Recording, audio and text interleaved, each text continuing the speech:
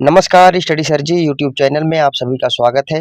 आज हम इस वीडियो में बात करने वाले हैं सीबीएसई बोर्ड के अंतर्गत जो आज आप लोगों का पेपर हुआ है संस्कृत विषय का, इस पेपर की क्या आंसर की होने वाली है, इस विषय पर हम यहाँ पर इस वीडियो में डिस्कस करने वाले हैं। तो आइए वीडियो को शुरू करते हैं और देखते हैं कि हमारे प्रश्नों की आंसर की क्या होनी चाहिए। तो देखिए बच्चे, सब आपको पता है कि हमारा जो सबसे पहला प्रश्न था, एक पैराग्राफ आया हुआ था। इस पैराग्राफ को पढ़ना है और पढ़ने के बाद आपको क्या करना था, इससे आधारित जो प्रश्न पूछे जा रहे हैं उनका आपको उत्तर देना था। तो देखिए, इससे आधारित हमारा पहला प्रश्न क्या था, एक पदेन उत्तर। तो इसमें पहला प्रश्न क्या है, का परोपकाराय एव बहन्ति। तो उत्तर में आपको क्या लिख देना है, नद्यः, यानी नदी परोपकार के लिए बहती है। केषु पशवः मानवैः समं भवन्ति। तो उत्तर क्या लिखोगे, आहारादि प्रवृत्तिषु। ठीक है। तीसरा प्रश्न है, कः वृत्तासुरवधायो स्वस्थिनीनि सहर्षो प्रयच्छतो। तो उत्तर क्या लिख दोगे, दधीचिः। ठीक है। तो इस प्रकार जो है एक पदेन के उत्तर आपको लिखने थे। अब देखिए पूर्ण वाक्य में आपको उत्तर कैसे लिखना है। पूर्ण वाक्य में हमारा पहला प्रश्न देखिए क्या है, मनुष्यः पशुभ्यः कथम पृथक भवति। मनुष्य पशुओं से कैसे अलग होता है, पृथक कैसे होता है। तो आप देखिए हमारी जो है यहाँ पर पंक्ति क्या है, पहली ही पंक्ति में इसका आंसर था, परोपकाराय प्रवृत्त्याः एव मानवः पशुभ्यः पृथक भवति। यहाँ तक आपको जो है इसका आंसर लिख देना था। ठीक है। अब बात करेंगे दूसरा प्रश्न क्या है इसमें, राजा शिविः शरणागतस्य कपोतस्य रक्षायै किम कृतवान। तो इसके उत्तर में देखिए क्या, यहाँ पर देखिए इस पंक्ति में, ठीक है, यहाँ पर इसका आंसर है, राजा शिविः शरणागतस्य कपोतस्य रक्षायै स्वशरीरस्य मांसं कर्तयित्वा सेनायो दत्तवान। ठीक है। इस प्रकार इसका आंसर आपको यहाँ पर लिख देना था। तीसरा प्रश्न क्या है, ग नंबर में, मानवः केन आत्मनः उन्नतिं करोति। ठीक है। तो इसका उत्तर जब आप देखोगे तो यहाँ पर देखिए दूसरी लाइन में इसका आंसर है, मानवः स्वविवेकेन ज्ञानेन च आत्मनः उन्नतिं करोति। इस प्रकार यहाँ पर आपको इसके आंसर लिख देने थे। फिर आपका अगला प्रश्न क्या है, जिसमें आपको अनुच्छेद का शीर्षक बताना था। तो इसके शीर्षक में आपको क्या लिख देना है, परोपकारः। ठीक है। परोपकार से संबंधित यहाँ पर अनुच्छेद था, तो आंसर में परोपकारः लिख देना है। उसके बाद देखिए आकर के देखते हैं कि उसके बाद आगे देखते हैं, विकल्पात्मक प्रश्न है हमारे पास। तो गावः अन्येभ्यः एव दुग्धम यच्छन्ति, यहाँ पर कर्तृपद बताना है। तो ए यानी गावः यहाँ पर कर्तृपद है। दूसरे में दधीचि शब्द के लिए विशेषण पद ढूंढना था, तो आंसर हो जाएगा ऋषि। ठीक है। तरवः शब्द यहाँ पर पूछा गया है, इसके लिए पर्यायवाची, तो तरु कहते हैं पेड़ को। ठीक है। तो यहाँ पर आंसर हमारा हो जाएगा वृक्षाः। अगला प्रश्न देखिए, अस्मिन् वाक्ये ते परेषां कृते एव फलानि छायां च यच्छन्ति। इस वाक्य में ते जो शब्द है किसके लिए प्रयोग किया गया है, तो यहाँ पर जो है जो ते शब्द है वो वृक्षों के लिए प्रयोग किया गया है। तो हमारा आंसर हो जाएगा वृक्षेभ्यः। ठीक है। अब हम बात करेंगे दूसरे प्रश्न का। दूसरे प्रश्न में क्या है, दूसरे प्रश्न में दिया गया है पत्र, और इस पत्र को आप देखिए, एक नंबर में इसका आंसर क्या हो जाएगा, एक नंबर में हो जाएगा चिरंजीव, दो नंबर में हमारा आंसर हो जाएगा कुशलम, तीन नंबर में हो जाएगा अहम। ठीक है। इसी प्रकार चार नंबर में महती, पांच नंबर में हमारा आंसर होगा अनुशासनम, छह नंबर में हमारा आंसर हो जाएगा विद्यालयस्यो। इसी प्रकार सात नंबर में तिरस्कुर्वन्ति, आठ नंबर में साफल्यम, नौ नंबर में सावधानम, और 10 नंबर में हमारा जो आंसर होगा अरुणा हो जाएगा। ठीक है। तो इस प्रकार जो है आप पत्र के रिक्त स्थानों को भर सकते हैं। आइए बात करते हैं अगला हमारा प्रश्न। तीसरा प्रश्न हमारा यहाँ पर क्या है, चित्र वर्णन। ठीक है। चित्र वर्णन देखिए बिल्कुल आसान चित्र वर्णन आया हुआ था। इस चित्र वर्णन को क्लास में कई बार पढ़ाया जा चुका है। उद्यान के ऊपर यहाँ पर जो है चित्र वर्णन है। तो आप देखिए क्या लिख सकते हो इसमें, इदम चित्रम अस्ति। ठीक है। इदम चित्रम सुंदरम अस्ति, चित्रे जनाः सन्ति, चित्रे वृक्षाः सन्ति, चित्रे सूर्यः अस्ति। इसके अलावा और भी बहुत सारी चीजें आप लिख सकते हो, चित्रे बालिका अस्ति, चित्रे पिता अस्ति, चित्रे पुष्पाणि सन्ति, है ना। इस प्रकार जो है आप यहाँ पर चित्र वर्णन को आसानी से कर सकते हैं। अब हम बात करेंगे अगले प्रश्न को। अगला हमारा प्रश्न है जिसमें आपको अनुवाद लिखना था। ठीक है। तो देखिए सबसे पहला अनुवाद क्या है, हम सब संस्कृत पढ़ते हैं। इसके लिए क्या लिखोगे, वयम संस्कृतम पठामः। दूसरा क्या है, हमें अपने स्वास्थ्य की रक्षा करनी चाहिए, अस्माभिः स्वास्थ्यम रक्षणीयम। सैनिकों ने देश रक्षा के लिए युद्ध किया, सैनिकाः देशाय युद्धम अकुर्वन्। वे सब मैदान में खेलने जाएंगे। ते क्रीड़ा क्षेत्रे क्रीडिष्यन्ति। चारों वेद ईश्वर की वाणी है। चत्वारः वेदाः ईश्वरस्य वाणी संति। अगला है हमारा बच्चों तुम वहां जाओ, तो इसके लिए क्या बनाओगे, बालाः यूयं तत्र गच्छतो। और आखिरी अनुवाद है हमारा, सबको सदैव प्रसन्न रहना चाहिए। सर्वैः सर्वदा प्रसन्नाः भवितव्याः। इस प्रकार जो है आपको अनुवाद करने थे। अगला हमारा प्रश्न है संधि से संबंधित। तो देखिए योजकः जमा तत्र, जब आप इसको जोड़ने जाओगे तो विसर्ग के स्थान पे सा हो जाएगा, योजकस्तत्र। ठीक है, इस प्रकार जो है हो जाएगा। आगे देखिए कृतांतो, जब इस कृतांतो न, जब इसको आप संधि विच्छेद करोगे तो यहाँ पर कृतांतः जमा में न आपका जो है आंसर हो जाएगा। ठीक है, देख लीजिए यहाँ पर। अगला है सम्यक जमा में उत्तम, क्या हो जाएगा, सम्यक गुप्तम। ठीक है, का के स्थान पे गा हो जाएगा। अगला क्या है कुर्वन् नासीत, तो क्या हो जाएगा, कुर्वन् जमा में आसीत। और आगे देखिए एतयोर जननी, तो क्या हो जाएगा, एतयोः जननी। रा के स्थान पे विसर्ग हो जाएगा। बिल्कुल आसान आया हुआ था, सारे बच्चों ने अच्छे से किया होगा, ऐसी उम्मीद हम लोग लगा के आप लोगों से रखते हैं। आगे देखिए छठा प्रश्न क्या है, जिसमें आपको समास करना है और समास विग्रह करना है। तो यहाँ पर देखिए निरर्थकम के लिए समास विग्रह क्या बनेगा, तो हो जाएगा अर्थस्य अभावः। अगला है नैव जनग्रसनम, तो जनग्रसनम के लिए जब आप हम इसका जो है वो करेंगे,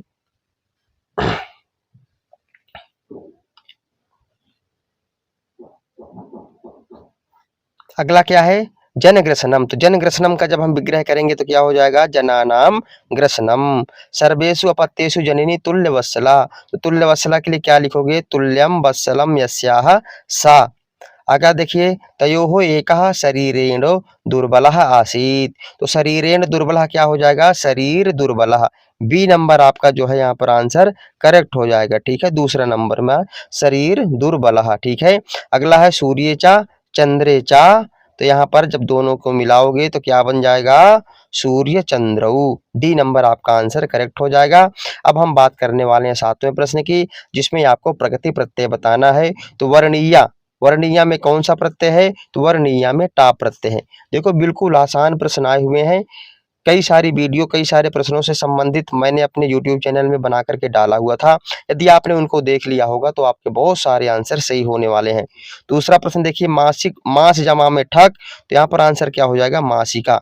क्यों, क्योंकि पत्रिका स्त्रीलिंग का शब्द है, तो मासिका भी हमें स्त्रीलिंग में प्रयोग करना पड़ेगा। ठीक है, आगे देखिए लघु जमा त्वम, तो क्या बन जाएगा, लघुत्वम। ठीक है, आगे देखिए शुद्धता शब्द में कौन सा प्रत्यय है आपको बताना है, तो पीछे इसमें क्या आ रहा है, ता रहा, इसलिए कौन सा प्रत्यय हो जाएगा, तल प्रत्यय हो जाएगा। और अंत में है गुणवत्ता, तो गुणवत्ता हमें मतु प्रत्यय है हमारा। ठीक है, तो इस प्रकार जो है आप जो है प्रत्ययों के आंसर दे सकते हैं। अब हम बात करते हैं अगले प्रश्न की, जिसमें हमें क्या करना है, वाच्यों के अनुसार जो है रिक्त स्थान को भरना है। तो सबसे पहला देखिए क्या है, त्वया चित्राणि क्या हो जाएगा, दृश्यन्ते। ठीक है, अगला हमारा दूसरा प्रश्न क्या है, रिक्त स्थान ध्यानेन पठनम करोमि। अब देखो करोमि आ गया, तो करोमि के साथ क्या प्रयोग होता है, अहम प्रयोग होता है। अहम के साथ हमेशा आमी का प्रयोग होता है। ठीक है, आगे देखिए तीसरा नंबर क्या है, साधुना रिक्त स्थान क्रियते, तो किम क्रियते, पूजा क्रियते। ठीक है, यहाँ पर पूजा हो जाएगा। क्यों, क्योंकि ये जो है कर्मवाच्य का जो है यहाँ पर वाक्य है। अगला देखिए क्या है चौथे नंबर में, किम त्वया ग्रामः, रिक्त स्थान क्या लिख दोगे, गम्यते। इस प्रकार जो है आप इसके आंसर दोगे। अगला देखिए नौवां प्रश्न, जिसमें हमें क्या करना है, यहाँ पर अपनी दिनचर्या के हिसाब से जो है समय लेखन करना है। ठीक है, समय बताना है संस्कृत में। तो सबसे पहले देखिए 6:45 को क्या बोलोगे, पादोन सप्तवादने। यहाँ पर गलती से लिख दिया गया षटवादने, इसे आप कर लेना सप्तवादने। ठीक है, पादोन सप्तवादने। ठीक है बेटा, इस प्रकार जो है आपको लिख देना है, पादोन सप्तवादने। दूसरा 8 बजे क्या लिखोगे, अष्टवादने। 1:30 क्या लिखोगे, सार्ध एक वादने। 4:15 को क्या बोलोगे, सपाद चतुर्वादने। 7 बजे को बोलोगे सप्तवादने। इस प्रकार जो है आपको समय लिखना था।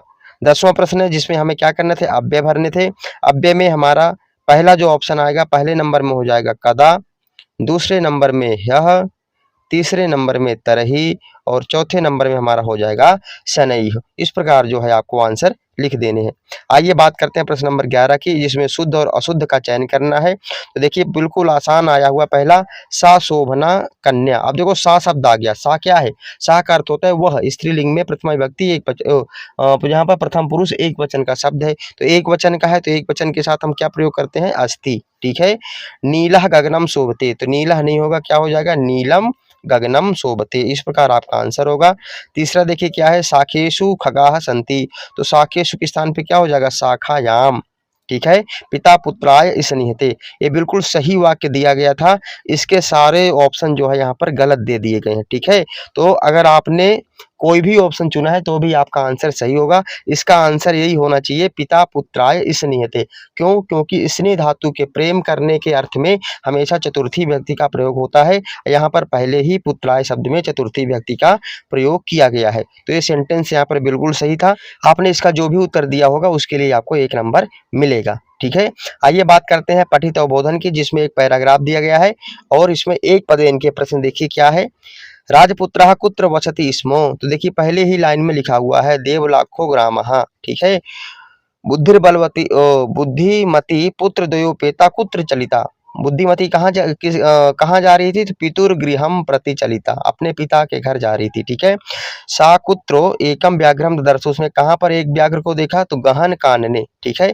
आप यहाँ पर देखिए लिखा हुआ है गहन कानने। इस प्रकार जो है यहाँ पर आपका आंसर हो जाएगा। ठीक है। अब हम बात करते हैं इसमें पूर्ण वाक्य न उत्तर, तो पूरे वाक्य में क्या होगा आंसर? सबसे पहले देखिए, सा पुत्रौ चपेटिका बृहत्तो किम जगादो, तो आंसर क्या लिखोगे? आंसर यहाँ पर देखिए आपका का नंबर कहाँ है? यहाँ पर सा व्याघ्रम आगच्छम दृष्ट्वा दृष्टमात् पुत्रौ चपेटिका बृहत्तो जगादो कथमे कैकसो व्याघ्र भक्षणायो कलहम कुरुतः। यहाँ तक जो है आपको इसका आंसर लिखना था।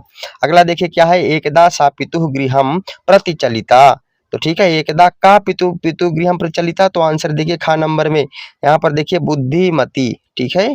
बुद्धिमती पुत्र द्वयोपेता पितु गृहम प्रतिचालिता, ये आपका खा नंबर का आंसर हो जाएगा।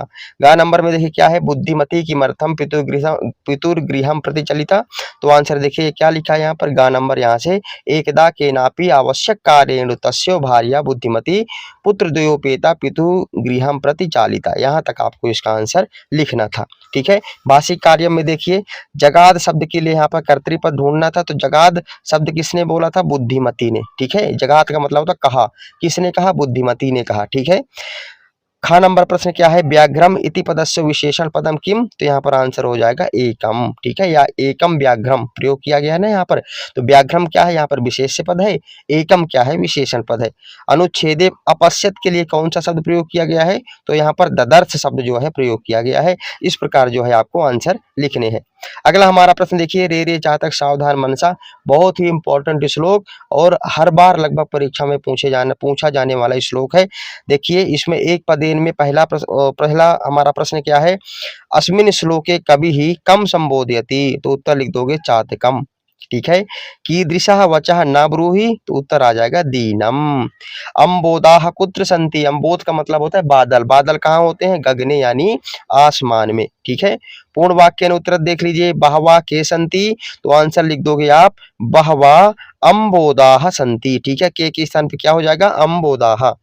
सर्वस्य पुरतः किम न वक्तव्यम, तो दीनम वचः, क्या लिखोगे? सर्वस्य पुरतः दीनम वचः न वक्तव्यम। गा नंबर में के वृष्टिभिः वसुधाम आद्रयन्ति, बारिश के द्वारा कौन पृथ्वी को गीला करते हैं? तो अम्बोदाः, अम्बोदाः वृष्टिभिः वसुधाम आद्रयन्ति। इस प्रकार जो है आपको आंसर लिखना है। आगे देखिए भाषिक कार्य में यहाँ पर केचित वृद्धा गर्जन्ति, तो केचित शब्द किसके लिए प्रयोग किया गया है? तो आपको पता है बेटा, गर्जन्ति कौन गरजते हैं? अम्बोदाह यानी बादल गरजते हैं। ठीक है। दूसरा प्रश्न क्या है, बहवा अम्बोदाह, यहाँ पर जो है विशेषण पद क्या है आपका? बहवा जो है विशेषण पद हो जाएगा। श्लोके समक्षम इध पद के लिए कौन सा पर्याय शब्द प्रयोग किया गया है? तो पुरतो अथवा पुरतः, इनमें से जो भी आप लिखोगे आंसर आपका बिल्कुल सही हो जाएगा।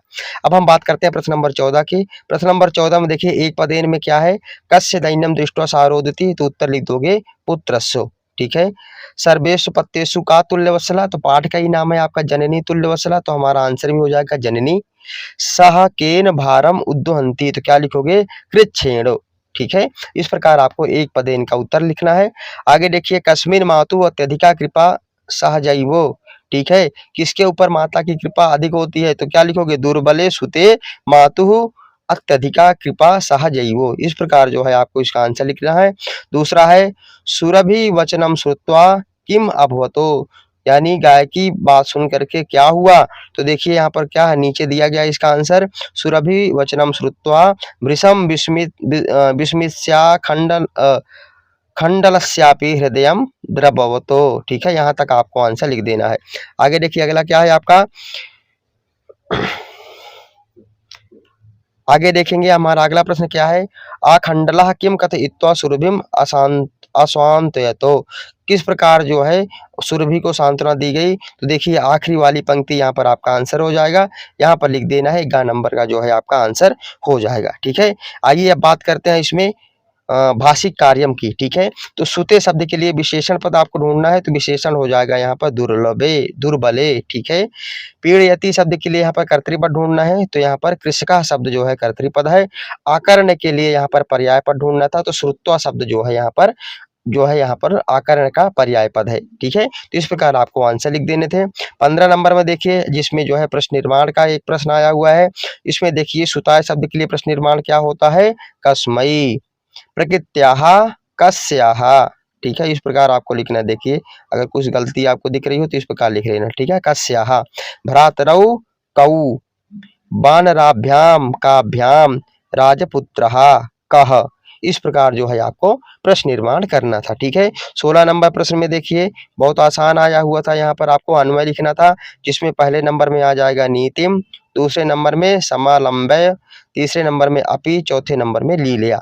ठीक है, भावार्थ में देख लीजिए, भावार्थ में यदि किसी बच्चे ने भावार्थ किया हो तो आंसर कैसे लिखोगे, पहले नंबर में कृष्णः, दूसरे नंबर में पिकस्य, तीसरे नंबर में पिक काकयोः, चौथे नंबर में वसंतस्य। इस प्रकार जो है इसके आंसर आपको लिखना है। अब हम बात करते हैं प्रश्न नंबर 17वां, जो कि घटनाक्रम के रूप में आया हुआ है। घटनाक्रम का देख लीजिए, पहले नंबर में क्या आना चाहिए, घटनाक्रम को देख लीजिए, पहले नंबर में आपका क्या आना चाहिए, एक नंबर पहले नंबर में ही आना चाहिए। एकः सिंहः विश्राम्यते स्मो, फिर आएगा 3 नंबर आ जाएगा दूसरे नंबर पे, वानराः तं तुदन्ति स्मो, इसी प्रकार 5वां आ जाएगा तीसरे नंबर में, 7वां आ जाएगा चौथे नंबर में, और चौथा आएगा 5वें नंबर में, और आपका जो है दूसरा आ जाएगा 6ठे नंबर में, और छठा जो है हो जाएगा 7वें नंबर में, 8वां जो है 8वें नंबर में आ जाएगा। ठीक है, इस प्रकार जो है आपको घटनाक्रम लिखना है। अब हम बात करते हैं, आखिरी हमारा प्रश्न है जो कि प्रसंगानुकूलम अर्थ लिखना है। तो देखिए यहाँ पर खरः, खरः शब्द किसके लिए प्रयोग किया गया है, खरः का अर्थ होता है गधा यानी गर्दभः। ठीक है, अपत्येषु क्या लिखोगे, संतिषु, वायसः, वायस किसे कहते हैं, वायस कहते हैं कौवे को, क्या लिखोगे, का कहा, हमारा का कहा आंसर सही हो जाएगा। और अंत में है अनृतम, तो अनृतम के लिए क्या लिखोगे आप, अनृतम के लिए लिखोगे असत्यम। इस प्रकार जो है आपको इन प्रश्नों के उत्तर देने हैं। आशा करता हूँ सभी बच्चों ने बहुत अच्छे से पेपर दिया होगा। आप लोगों के कितने नंबर बन रहे हैं कमेंट सेक्शन में जाकर के जरूर बताना। ठीक है, आशा करता हूँ ये वीडियो आप सबके लिए मददगार साबित होगी। यदि अभी तक आपने हमारे चैनल को सब्सक्राइब नहीं किया है तो कृपया हमारे चैनल को सब्सक्राइब करें। वीडियो देखने के लिए आप सबका बहुत बहुत धन्यवाद।